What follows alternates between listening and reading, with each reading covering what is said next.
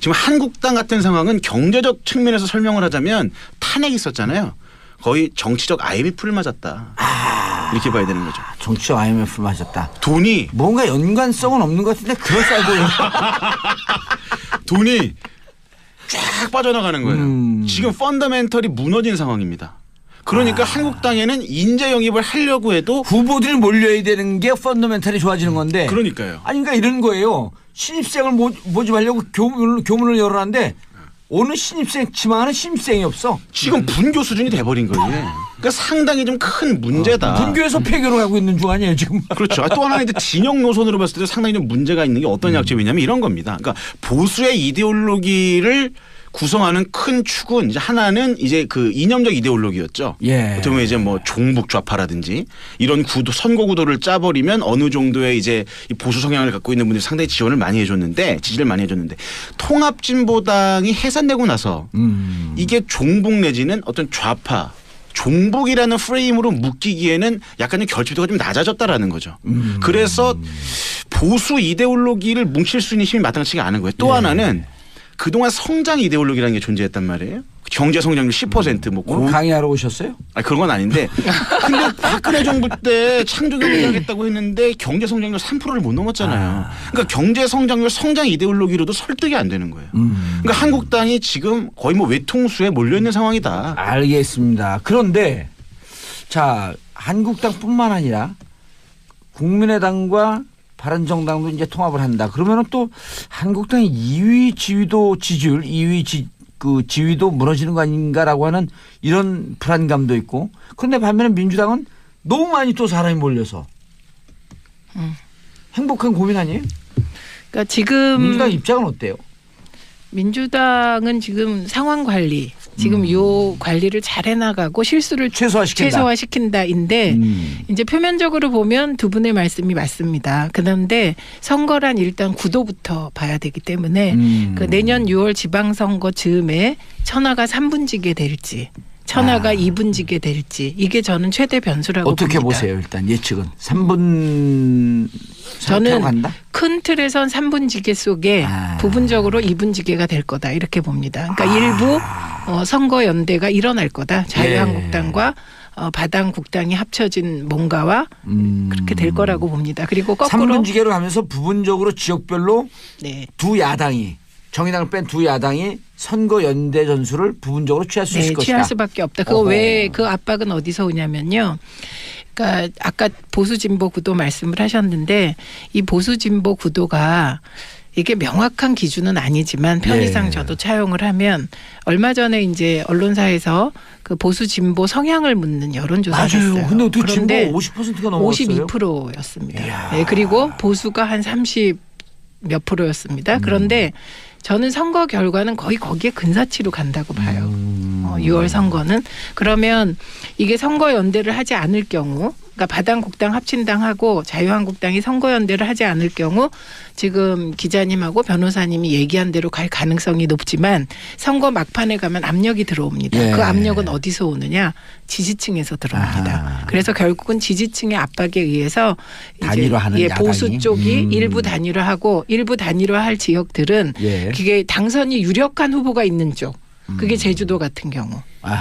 예, 그리고 그나마 해볼 만한 몇 곳에서는 지지자로부터 강한 야권 연대 압박이 들어올 거라고 봅니다. 그러니까 정의당은 제외한 거고요. 그래서 현 그 실 상황은 두 분이 예측하지 않은 쪽으로 갈 수도 있다. 실 상황은 민주당이 조금 어려워지는 지역도 생기겠다. 그렇죠. 근데 엄살이죠? 저는 엄살 아닌 이유가요. 여러분이 그 2004년 탄핵 때 생각나시죠? 그때 조선일보 일면에 249대 빵 이런 기사가 나왔습니다. 근데 그 후로 노인 폄하 발언.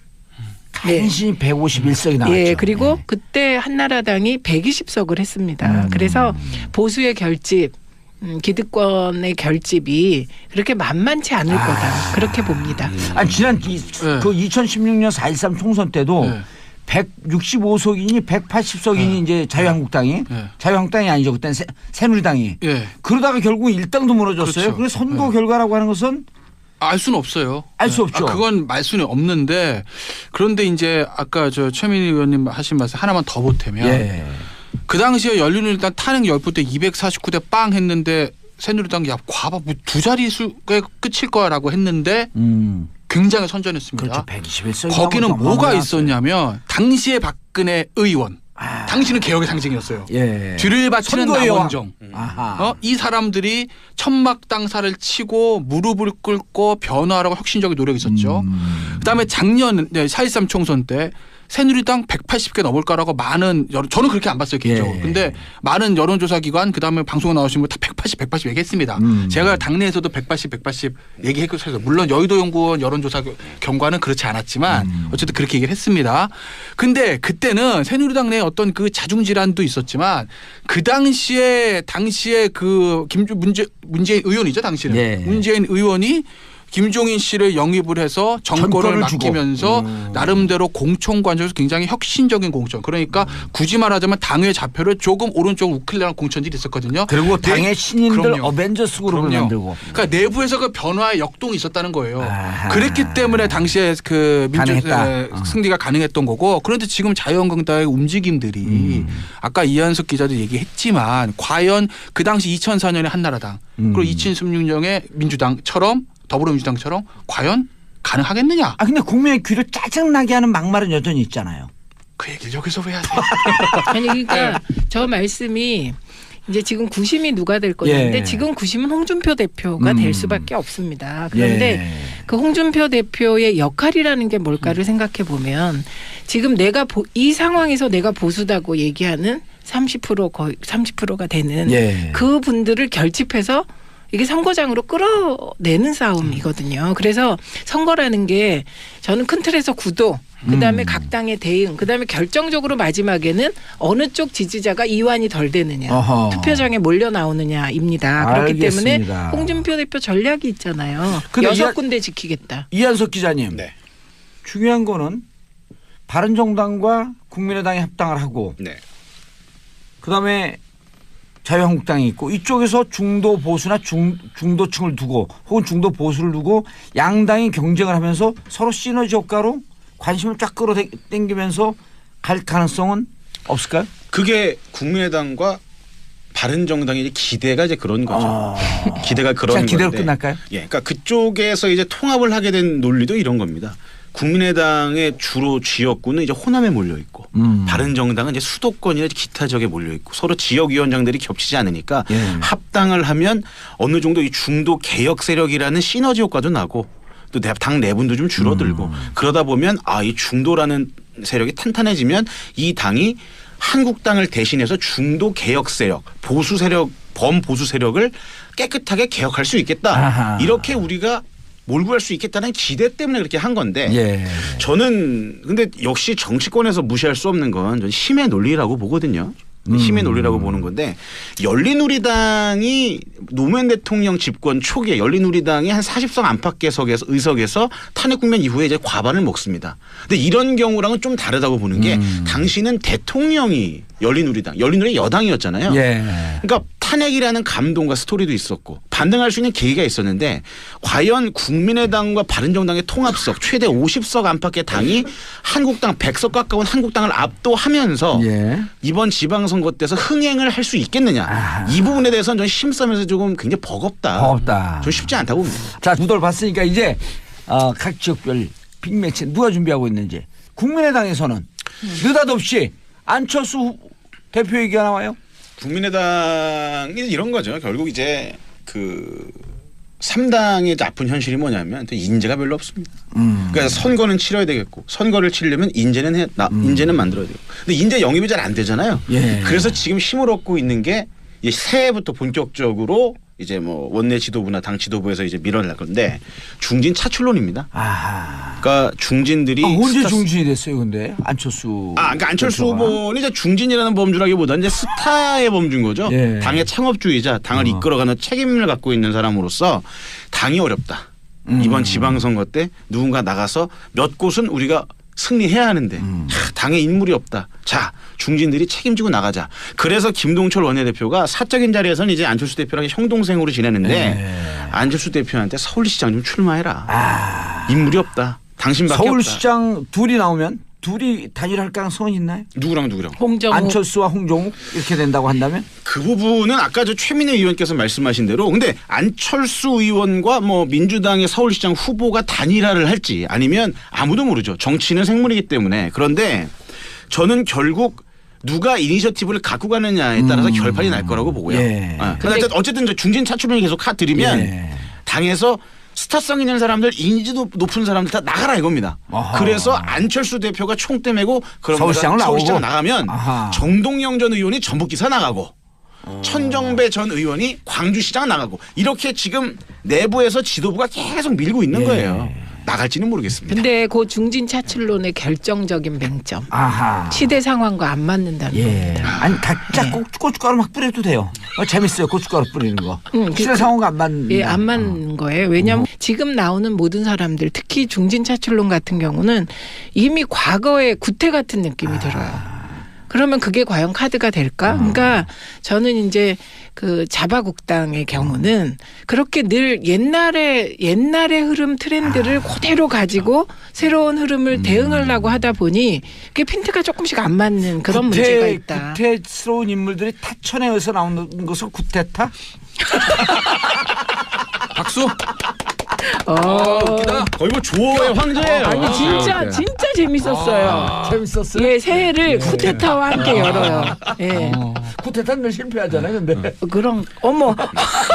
아 진짜. 네. 아니 근데 저는 그 안철수 대표 얘기를 좀 잠깐만 좀 더 하자면 다들 이제 그래서 안철수 서울시장 출마론이 힘을 얻고 있는 게 사실이란 말이에요. 근데 저는 의외로 예. 안철수 대표가 다른 곳으로 나올 가능성이 저는 있다고 봅니다. 아, 송파, 부산시장? 네, 송파, 부산시장. 오히려 서울시장으로 이렇게 거론되잖아요. 안철수 대표는 이미 예상 가능한 범위에서는 선택하지 않는 경향이 많아요. 제가 또 5년 동안 또 안철수 그래요? 했었잖아요. 근데 했었잖아요. 아니잖아. 그 예. 저기 노원 출마할 때 거기 우리가 부산 가라 막 이랬는데. 그 부산 영도 뭐 예. 출마설도 그렇죠. 있었고 이랬는데 예. 그때 나름대로 명분이 있었던 거고 아. 예. 이번에 제 생각에는 통합의 상징성이 굉장히 중요하단 말이에요. 그러니까 안철수 대표한테는 내가 지금 광역단체장 어디가 된다 안 된다가 중요하다기보다는 아. 이 당을 지키는 게 중요한 거예요. 예. 왜? 이 당에서 내가 이번에도 당대표 선거 출마한 배경이 뭐냐면 내가 출마 안 하고 다른 사람이 당대표 되면 민주당한테 흡수당한다라는 위기의식 때문이란 말이에요. 이 국민의당이 사라지면 그래서 난 어디 정... 나가냐는데. 말이 좀 길었네. 자, 그래서 앞으로 안철수 대표의 정치적인 승부수를 걸 만한 곳은 호남이 아닐 수도 있다. 그렇다면 영남 아니겠습니까? 아, 부산시장. 부산시장. 예. 자, 만약에 또 하나 이유가 있습니다. 계속 더 광역단체장들은 원내 없잖아요. 목마름이 있는 예. 거예요. 당대표하면서도 원외라는 목마름이 있단 말이에요. 전 그래서 만약에 대법원 판결이 확정되면 저는 해운대 을 지역구 조심스럽게 전망해 보겠습니다. 해운대 을 지역구를. 거기 왜 또 거기가 괜찮은 지역구냐? 예. 안철수 대표 부친이 사십니다. 알겠습니다. 자, 최민희 의원님, 네. 민주당 후보는 지금 박원순 시장이 이미 3선은 거의 선언해 놓은 상태고. 근데 마지막 여지는 남아 있죠. 거기도. 예. 그래요? 예. 뭐 한번 본인이 나 예. 3선 도전하겠다라고 한 적이 없어요. 예. 그래서 늘 조금씩의 여지를 다 남겨놓는 아하. 거고요. 근데 서울시장 후보는 엄청 많이 거론됩니다. 우선 많이 근데 써요. 여론조사 예. 순위로 보면 예. 지금 박원순 시장이 35% 정도 일등. 나오고요. 1등으로. 그다음에 그 후가 박영선입니다. 정청래. 박영선 의원이 10% 정도. 그다음에 예. 정청래 의원이 강세입니다. 7%. 오호. 그리고 그 후를 뭐 우상호, 민병도 이렇게 하는데 우상호 의원도 7% 정도로 강세입니다. 오. 그러니까 정청래 이거는 의원이 원내대표급이에요? 지지율이? 그 7%가 나오더라고요. 처음에는 박영선도 누르고 2등으로 나온 적이 있어요. 그때 네. 이제 이재명 시장을 놓았을 때는 박원순 29, 이재명 17, 이제 좀 떨어지죠. 정청래 4.5, 박영선 4.4. 여기가 이제 정청래 의원이 바람이 쫙 들어갔고 쭉 올라갔다 이제 바늘을 톡 치면 터질 단계까지 와 있죠. 근데 이제 전화 오는데 아주 지겨워 죽겠어요. 예, 정청래 의원의 그 지지율은 이게 이제 낙폭도 크고 올라가는 폭도 클 것으로 봐서 그건 이제 왔다 갔다 할 것 같습니다. 근데 어쨌든 강세인 건 맞고요. 강세죠. 예, 그리고 아. 뭐 여전히 카드로 계속 나오는 게 임종석 비서실장이 아하. 있습니다. 예, 그렇기 때문에 저희는 그 민주당의 경우는 후보가 풍년인 거죠. 그런데 아까 말씀하셨듯이 후보가 풍년이기 때문에 갈등의 소지가 있는 것도 맞고요. 그다음에 저는 최민희 의원은 거론되지 않고 있나요? 저는 이제 워낙 점잖다 보니.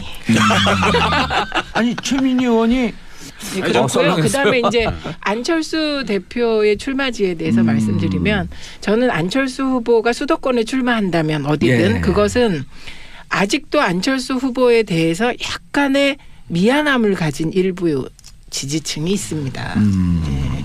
그렇기 때문에 뭐 그거에 좀 그걸 비빌 언덕으로 해볼 여지는 있겠다. 그런데 부산에 과연 가겠느냐.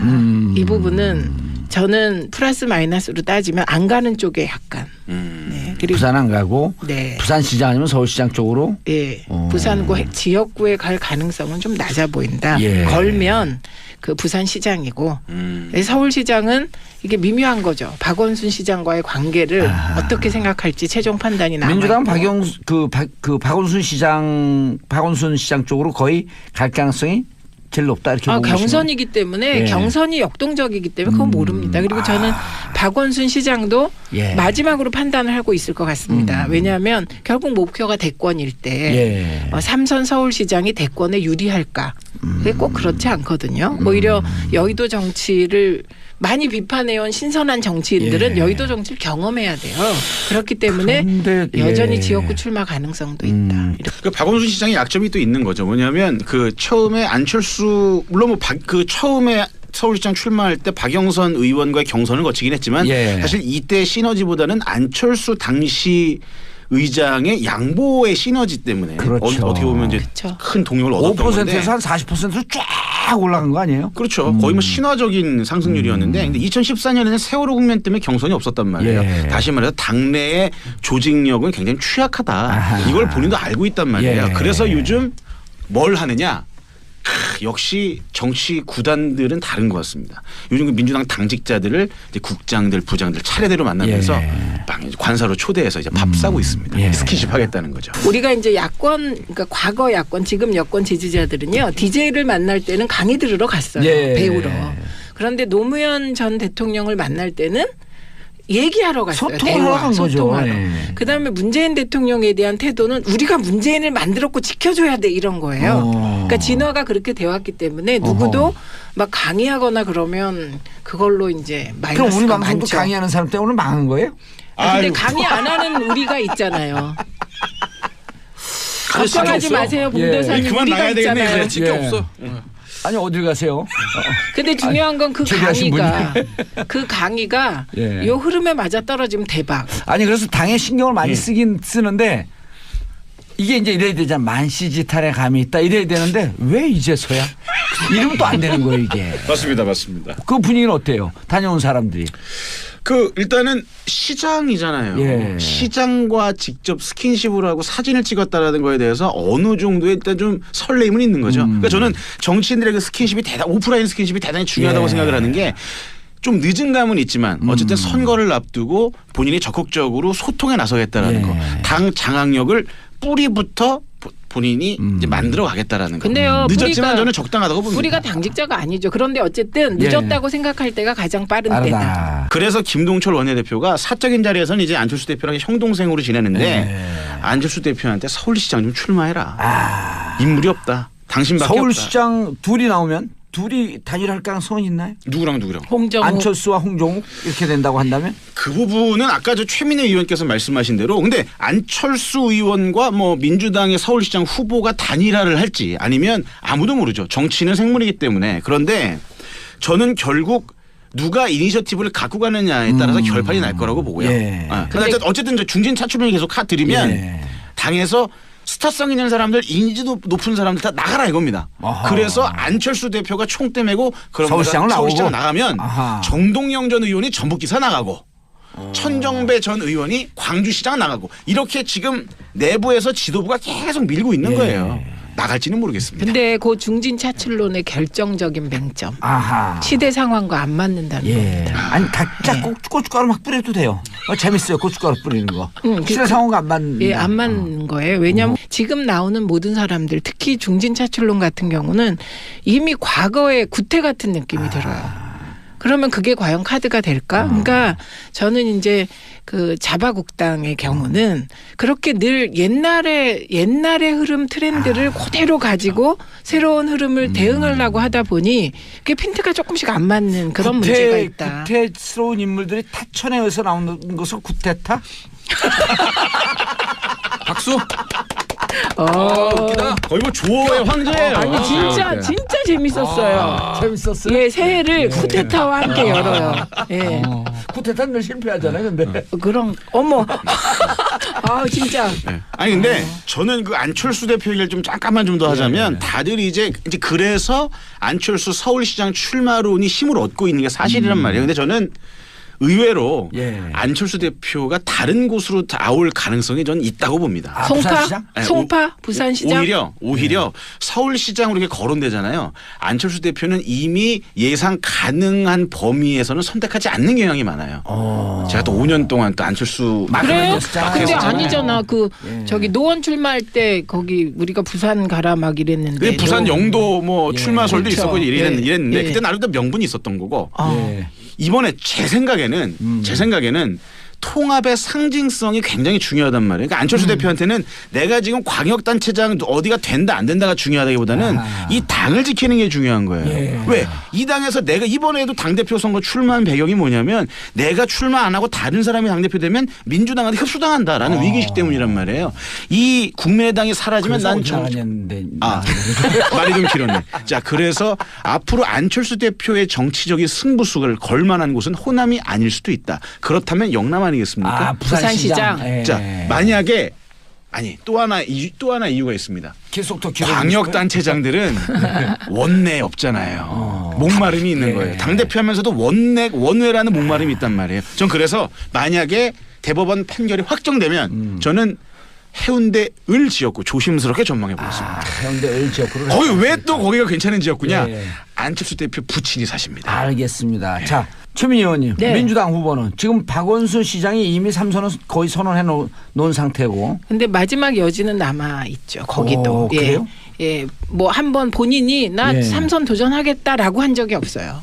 예, 그래서 늘 조금씩의 여지를 다 남겨놓는 거고요. 근데 서울시장 후보는 엄청 많이 거론됩니다. 우선 근데 있어요. 여론조사 순위로 보면 지금 박원순 시장이 35% 정도 1등. 나오고요. 1등으로. 그다음에 그 후가 박영선입니다. 정청래. 박영선 의원이 10% 정도. 그다음에 정청래 의원이 강세입니다. 7%. 그리고 그 후를 뭐 우상호, 민병도 이렇게 하는데 우상호 의원도 7% 정도로 강세입니다. 그러니까 정청래 의원이 원내대표급이에요? 지지율이? 그 7%가 나오더라고요. 처음에는 박영선도 누르고 2등으로 나온 적이 있어요. 그때 이제 이재명 시장을 놓았을 때는 박원순 29, 이재명 17 이제 좀 떨어지죠. 정청래 4.5, 박영선 4.4. 그러니까 이제 정청래 의원이 바람이 쫙 들어갔고 쭉 올라갔다 이제 바늘을 톡 치면 터질 단계까지 와 있죠. 근데 이제 전화오는데 아주 지겨워 죽겠어요. 정청래 의원의 그 지지율은 이게 이제 낙폭도 크고 올라가는 폭도 클 것으로 봐서 그건 이제 왔다 갔다 할 것 같습니다. 근데 어쨌든 강세인 건 맞고요. 강세죠. 예, 그리고 뭐 여전히 카드로 계속 나오는 게 임종석 비서실장이었습니다. 예, 그렇기 때문에 저희는 그 민주당의 경우는 후보가 풍년인 거죠. 그런데 아까 말씀하셨듯이 후보가 풍년이기 때문에 갈등의 소지가 있는 것도 맞고요. 그다음에 저는 최민희 의원은 거론되지 않고 있네. 저는 이제 워낙 점잖다 보니. 아니 최민희 의원이 그렇고요. 그다음에 이제 안철수 대표의 출마지에 대해서 말씀드리면 저는 안철수 후보가 수도권에 출마한다면 어디든 그것은 아직도 안철수 후보에 대해서 약간의 미안함을 가진 일부 지지층이 있습니다.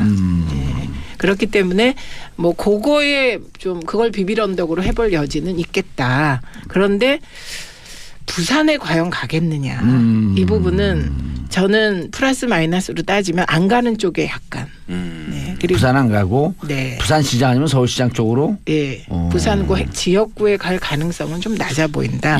걸면 그 부산시장이고 서울시장은 이게 미묘한 거죠. 박원순 시장과의 관계를 어떻게 생각할지 최종 판단이 남아. 민주당 박원순 시장 쪽으로 거의 갈 가능성이 제일 높다 이렇게 보고 경선이기 때문에 예. 경선이 역동적이기 때문에 그건 모릅니다. 그리고 저는 박원순 시장도 예. 마지막으로 판단을 하고 있을 것 같습니다. 왜냐하면 결국 목표가 대권일 때 예. 삼선 서울시장이 대권에 유리할까? 그게 꼭 그렇지 않거든요. 오히려 여의도 정치를 많이 비판해온 신선한 정. 지금 한국당 같은 상황은 경제적 측면에서 설명을 하자면 탄핵이 있었잖아요. 거의 정치적 IMF를 맞았다. 이렇게 봐야 되는 거죠. 정치적 IMF를 맞았다. 돈이 뭔가 연관성은 없는 것 같은데 그럴싸해 보여요. 돈이 쫙 빠져나가는 거예요. 지금 펀더멘털이 무너진 상황입니다. 그러니까 한국당에는 인재 영입을 하려고 해도 후보들이 몰려야 되는 게 펀더멘탈이 좋아지는 건데. 그러니까요. 아니 그러니까 이런 거예요. 신입생을 모집하려고 교문을 열어놨는데 오늘 신입생 치마하는 신입생이 없어. 지금 분교 수준이 돼버린 거예요.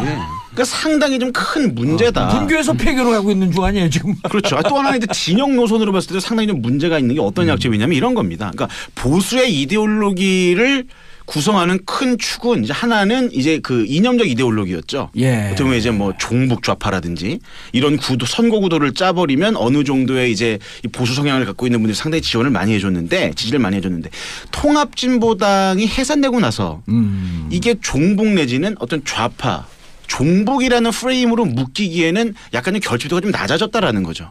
그래서 보수 이데올로기를 뭉칠 수 있는 힘이 마땅치가 않은 거예요. 또 하나는 그동안 성장 이데올로기라는 게 존재했단 말이에요. 경제 성장률 10% 뭐 오늘 강의하러 오셨어요? 그런 건 아닌데 근데 박근혜 정부 때 창조경제 하겠다고 했는데 경제 성장률 3%를 못 넘었잖아요. 그러니까 경제 성장률 성장 이데올로기로도 설득이 안 되는 거예요. 그러니까 한국당이 지금 거의 뭐 외통수에 몰려 있는 상황이다. 알겠습니다. 그런데 자 한국당뿐만 아니라 국민의당과 바른정당도 이제 통합을 한다. 그러면은 또 한국당의 2위 지위도 지지율, 2위 지위도 무너지는 거 아닌가라고 하는 이런 불안감도 있고. 그런데 반면에 민주당은 너무 많이 또 사람이 몰려서 행복한 고민 아니에요? 그러니까 지금 민주당 입장은 어때요? 민주당은 지금 상황 관리, 지금 요 관리를 잘 해나가고 실수를 최소화시킨다인데 이제 표면적으로 보면 두 분의 말씀이 맞습니다. 그런데 선거란 일단 구도부터 봐야 되기 때문에 그 내년 6월 지방선거 즈음에 천하가 3분지게 될지 천하가 2분지게 될지 이게 저는 최대 변수라고 어떻게 봅니다. 보세요? 일단 예측은 3분 저는 간다? 큰 틀에선 3분지계 속에 부분적으로 2분지계가 될 거다 이렇게 봅니다. 그러니까 일부 선거 연대가 일어날 거다. 자유한국당과 바당국당이 합쳐진 뭔가와 그렇게 될 거라고 봅니다. 그리고 거꾸로 3분지계로 가면서 부분적으로 지역별로 네. 두 야당이 정의당을 뺀 두 야당이 선거 연대 전술을 부분적으로 취할 수 있을 것이다. 취할 수밖에 없다. 그거 왜 그 압박은 어디서 오냐면요. 그러니까 아까 보수 진보 구도 말씀을 하셨는데 이 보수 진보 구도가 이게 명확한 기준은 아니지만 편의상 저도 차용을 하면 얼마 전에 이제 언론사에서 그 보수 진보 성향을 묻는 여론조사를 했어요. 맞아요. 근데 어떻게 진보 그런데 50%가 넘어갔어요? 52%였습니다. 네, 그리고 보수가 한 30 몇 프로였습니다. 그런데 저는 선거 결과는 거의 거기에 근사치로 간다고 봐요. 6월 선거는. 그러면 이게 선거 연대를 하지 않을 경우 그러니까 바당국당 합친당하고 자유한국당이 선거 연대를 하지 않을 경우 지금 기자님하고 변호사님이 얘기한 대로 갈 가능성이 높지만 선거 막판에 가면 압력이 들어옵니다. 예. 그 압력은 어디서 오느냐? 지지층에서 들어옵니다. 그래서 결국은 지지층의 압박에 의해서 단일화하는 이제 야당이. 보수 쪽이 일부 단일화하고 일부 단일화할 지역들은 그게 당선이 유력한 후보가 있는 쪽. 그게 제주도 같은 경우. 아하. 예, 그리고 그나마 해볼 만한 몇 곳에서는 지지자로부터 강한 야권 연대 압박이 들어올 거라고 봅니다. 그러니까 이건 정의당은 제외한 거고요. 그래서 현 그 실 상황은 두 분이 예측하지 않은 쪽으로 갈 수도 있다. 실 상황은 민주당이 조금 어려워지는 지역도 생기겠다. 그렇죠. 근데 엄살이죠?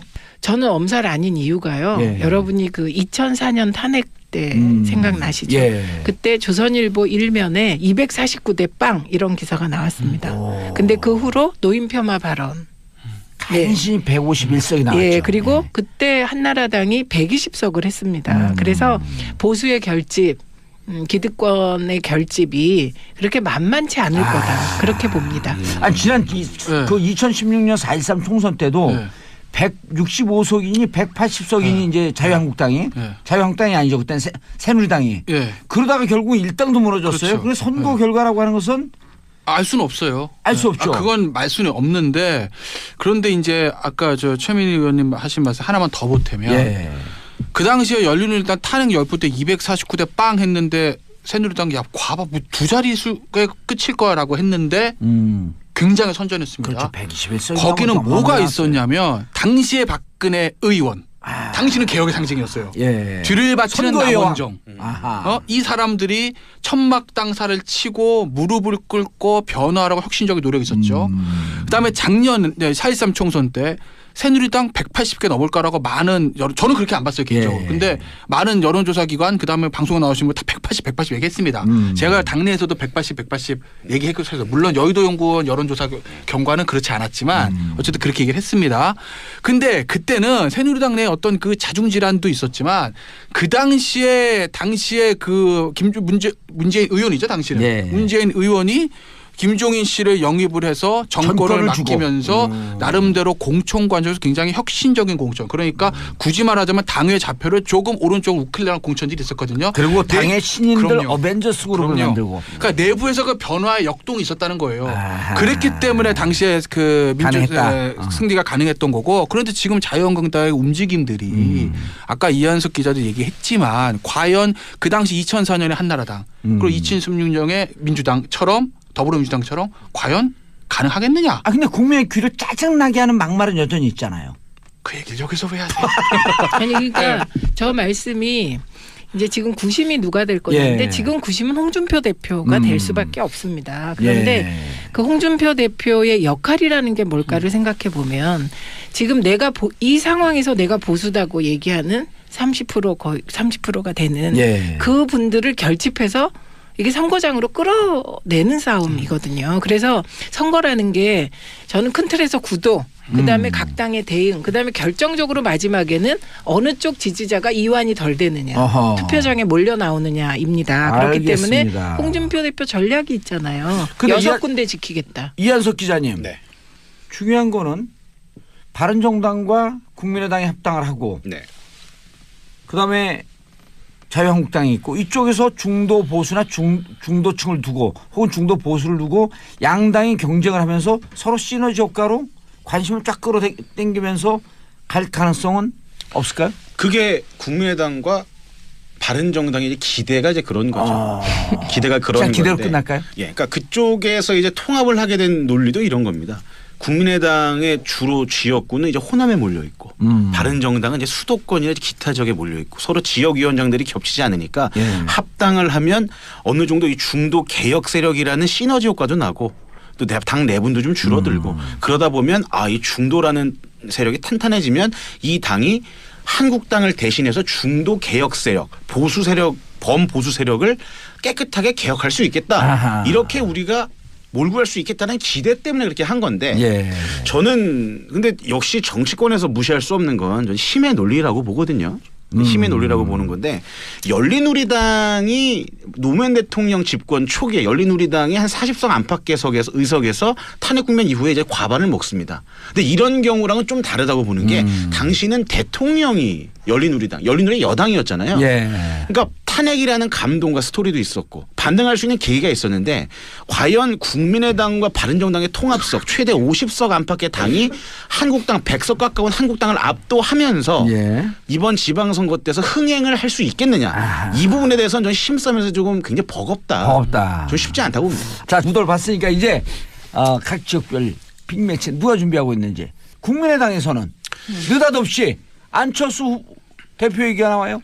국민의당이 이런 거죠. 결국 이제 그 3당의 아픈 현실이 뭐냐면 인재가 별로 없습니다. 그러니까 선거는 치러야 되겠고 선거를 치려면 인재는 만들어야 되고 근데 인재 영입이 잘 안 되잖아요. 예. 그래서 지금 힘을 얻고 있는 게 이제 새해부터 본격적으로 이제 뭐 원내 지도부나 당 지도부에서 이제 밀어낼 건데 중진 차출론입니다. 아하. 그러니까 중진들이 언제 중진이 됐어요, 근데 안철수. 그러니까 안철수 대표가. 후보는 이제 중진이라는 범주라기보다는 이제 스타의 범주인 거죠. 예. 당의 창업주의자, 당을 이끌어가는 책임을 갖고 있는 사람으로서 당이 어렵다.